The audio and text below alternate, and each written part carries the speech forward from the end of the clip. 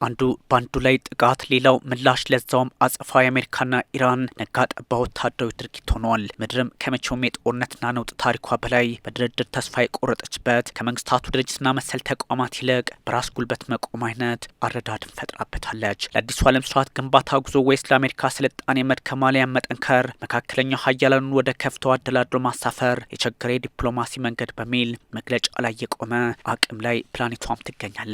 የአሜሪካና ኢራን ነገር ግራ ያጋባም። ለዲፕሎማሲ በር ከፍተናል ሲሉ በቅጽበት የዓለምን ጉሮሮ ሆርሙዝ ላይ የሚያንቁ ከመፍትሄ ይልቅ ወደ ጦርነት ሀገራቱ የሚያመራ ፖለቲካን የተከተሉ ዓለምን ያደናግሯት ይዘዋል። ሊታረቁ ነው ሲባል ተኩስ፣ አንዳቸው ሸብረክ ካሉ ሲባል ባለድሉ ነኝ ብሎ መውጣት የሁለቱ አገራት ባህሪያትም ሆኗል። አሁናዊ ወታደራዊ አካሄዶች ተመትቼ እጄን አጣጥፌ አልቀመጥም፣ ለድርድርም ቢሆን ራሱ ምላሽ ሳልሰጥ ወደ ጠረጴዛው አልሄድም እየሆነ መጥተዋል።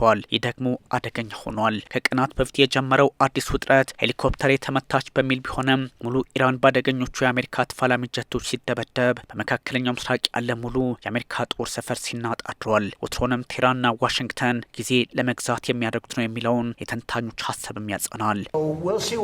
ምን እንደሚፈጠር የምናየው ይሆናል። ትናንት በከባዱ መትተናቸዋል። ዛሬም ደግመን በከባዱ እንመታቸዋለን። ምናልባት ቴሌቪዥናችሁን ካጠፋችሁ መረጃ ይኑራችሁ። ስምምነቱን በተመለከተ ምን እንደሚፈጠር እናየዋለን። ወደ ድርድር ቀርበናል። ኢራን አዳሩን ስትመታ እሷም በጥቃት የሰነበተችባቸውን ባህሬንን፣ ኩዌትንና ዮርዳኖስን ስትደበድብ አድራለች። የአሜሪካ ጦር ሰፈሮች ላይ እነዛን አስፈሪ ሚሳይሎች ተጠቀመች ተብሏል። ለአዲሱ የአሜሪካ የጥቃት ማዕበል ምላሽም ብለዋለች ቴህራን። በመካከለኛው ምስራቅ ላይ ያሉ የአሜሪካ ኃይሎች ይዞታዎችን ከመምታቷን ባሻገር ሆርሙዝ ተዘጋ፣ ማለፍን እንዳታስቡት በሚል በግልጽ አውጃለች። ዋሽንግተን በሆርሙዝ ሰርጥ ወደቦችና ካራጅ ላይ ከባድ ጥቃት ያደረሰች ሲሆን የኢራን አብዮታዊ ዘብ ኃይል IRGC ሁለት መርከቦችን ኢላማ ማድረጉን አሳውቀዋል። ይህ አካሄድ በእርግጥም በሁለቱ ኃይሎች መካከል ያለው መካረር በዓለም ፖለቲካና ምጣኔ ሀብት ላይ አሁናዊ ዳፋው እየበረታ እንደመሄድ ማሳያ ነው። የነዳጅ ዋጋ በቅጽበት $2 በላይ መጨመሩም ይህኑ ያረጋግጣል። አሜሪካ 49 ቶማሃውክ ባሊስቲክ ሚሳይልን ተጠቅማ ለዋና ከተማዋ ቴህራን 40 ኪሎ ሜትር የቀረበ ጥቃት አድርሻለሁ ስትል፣ ኢራን ደግሞ በአይአርጂሲ በኩል በባህሬን ሼክ ኢሳ አየር ኃይል ጦር ሰፈርና ኩዌት አሊ አልሳሌምና አህመድ አልጀበር የጦር ሰፈሮች ላይ የሰው አልባ አውሮፕላን ጥቃት ማድረሷን አረጋግጣለች። በዮርዳኖስ አልአዝራቅ የአየር ኃይል ጦር ሰፈር ላይም 12 ባሊስቲክ ሚሳይሎችን አዝንባለች። ባህሬን የአደጋ መጥቷል ድምጽ ሰጪ ደውሎችን ከ2 ጊዜ በላይ በማብራት ህዝቧን አስጠንቅቃለች። ኩዌትም ጠባጫሪ የአየር ላይ ጥቃቶችን አየር ላይ አክሽፍ ያለው በሚል ሀሳቧን ሰጥታለች። ኢራን ተጨማሪ መግለጫ እስከምሰጣችሁ በሆርሙዝ ማለፍን እንዳታስቡ በሚል በዓለም አቀፍ መርከቦች ላይ ሳይቀር ማስጠንቀቂያ ሰጥታለች። የንግድ የነዳጅ ጫኝና ሌሎች መርከቦች ዝራ ይሏትም ያለ ፈቃዴ ኢራን አቋም ሆኗል። ይመታሉም ብላለች። ሁላችሁም እንዴት ዋላችሁ? እዚህ የአሜሪካ ማዕከላዊ እዝ መገኘቴ በጎ ነው። አድሚራል ኩፐር የእዙ ኃላፊ ይመጣል። በዝርዝር መረጃዎች ላይ አውርተናል። ያው ስራ ይበዛበታል። በዛ ላይ ምሽቱን ማዕከላዊ እዙ ስራ አለበት። ትራምፕ በከባዱ ኢራንን እናጠቃለን ብለዋልና።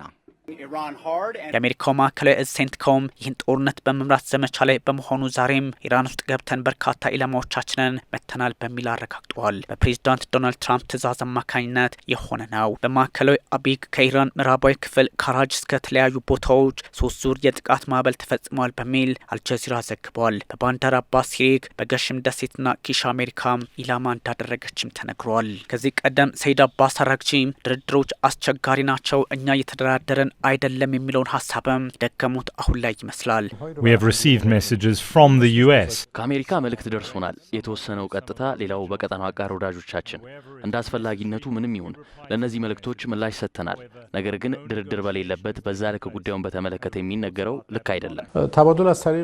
በካርጋን ከተማም ጥቃት ደርሶ ሰዎች ጉዳት ደርሶባቸዋል። 21 ሀገራትን የሚያካልለው ማዕከላዊ እዙ ለተከታታይ 4 ሰዓታት ጥቃት ካደረሰ በኋላ ለጊዜው ማቆሙን አረጋግጦ የኢራን አጸፋ እስኪጀመር በተወሰነ የመካከለኛው ምስራቅ ሰማይ አፍታ ከሚሳይል ድምጽ ረፍት ወስዶ ነበር። አሜሪካ ወታደራዊ የስለላ አቅምን፣ የመግባቢያ ስርዓቶችንና የአየር መከላከያ ስርዓቶችን በመላ ኢራን መትቻለሁ አለች። ኢራንም በመካከለኛው ምስራቅ እስከ አፍሪካ ቀንድ ጫፍ ድረስ ከቀይ ባህር እስከ ሆርሙዝና ህንድ ውቅያኖስ እንዲሁም ፐርጂያ ባህረ ሰላጤ ድረስ የተለያዩ ቁልፍ የውሃ ላይ መተላለፊያዎችን በመቆጣጠር የሚታወቀውን የባህሬኑን የአሜሪካ የጦር እዝ ፊፍዝ ፍሊት መምታቷን አሳውቃለች። ፕሬዚዳንት ዶናልድ ትራምፕም ቢሆኑ ኦፕሬሽን ኤፒክ ፍሪ ብለው በኢራን ላይ ሙሉ ጦርነት አወጁ። ከዛም ወደ ሆርሙዝ አጥበው ፍሪደም ፕሮጀክት አሉት። አሁን ላይ ደግሞ ራስን የመከላከል ዘመቻ አደረጉት። ነገ ትተውት ይወጡ ይሆን? በርካቶች በተለየ የሚያዩት ጉዳይ ሆኗል።